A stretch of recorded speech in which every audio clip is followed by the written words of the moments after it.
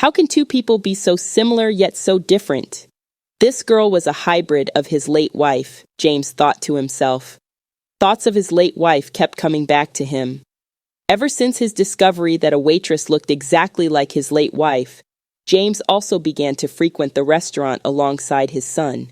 James was excited each time he saw the waitress. One day he mustered some courage and made an unexpected marriage proposal.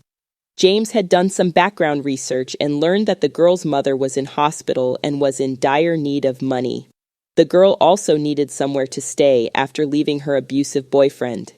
If the girl accepted his offer to marry him and move in with him as his wife, James would take care of her mother's hospital bills and enroll her for a nursing degree the following year. James promised they would sleep in separate rooms. It was going to be a relationship based on friendship, does not romance. So James and Jenny entered into a fake marriage with the aim of providing Jay a complete family and for him to experience a mother's love. James needed someone to help him take care of the home and his son. At the same time, James was going to make sure that Jenny's mother's hospital bills were settled and that the following year Jenny enrolls for a nursing degree at the university. Jenny was an angel, doing all the cooking and cleaning and making sure that James had breakfast before going to work.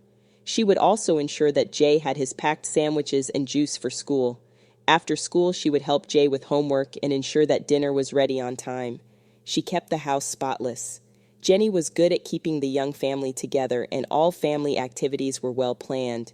However, due to her abusive relationship, Jenny had developed trust issues and felt scared if James was too close.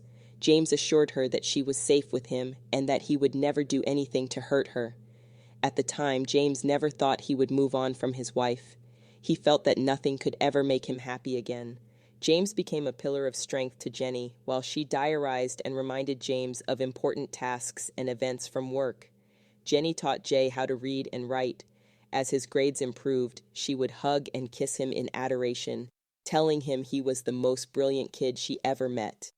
One day during supper, Jay asked Jenny if he could call her mommy. Jenny looked at James and tearfully responded, saying yes. Jenny was overwhelmed by the love she was receiving from both James and Jay.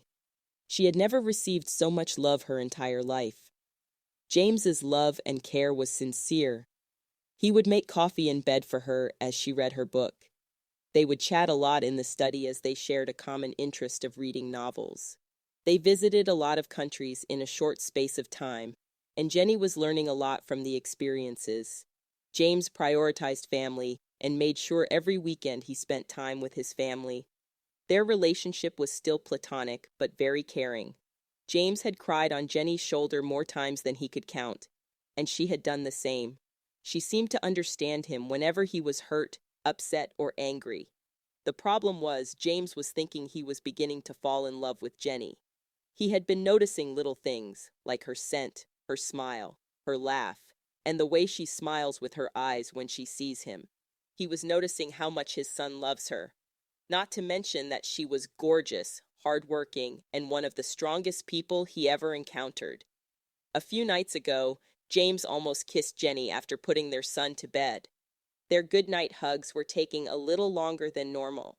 It's been 4 years since he lost his wife, and he thought no one could replace her yet. This whole year he was with Jenny. He had never thought about his late wife. He only thinks about Jenny. He felt bad, though he didn't miss his late wife. James was thinking of arranging dinner for just the two of them, and he was planning to tell Jenny how he felt. James had never expected to fall in love with Jenny. Now he was falling in love with his wife and didn't know what to do. Their bond was so strong until one day Josh, Jenny's ex-boyfriend, showed up at their house with an envelope full of pictures. He showed Jenny that he would leak some of the photos that were inappropriate on social media. He was blackmailing her.